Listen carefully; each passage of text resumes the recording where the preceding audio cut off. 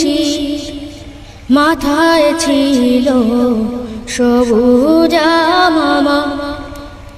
তিনি মোদের প্রিয়তম শামসুল উলামা শামসুল উলামা এমন পাগড়ি কারো মাথায় দেখিনি আমরা দেখলে মনে শরণ হতো কুম্ভুদে খাদরা শাহজালালের অনুসারী প্রিয় রাহনুমা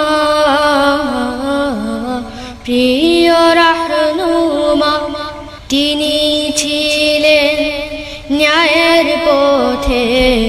আপোষহীন এক বীর রক্ত দিয়ে প্রচার করেন আদর্শ নবী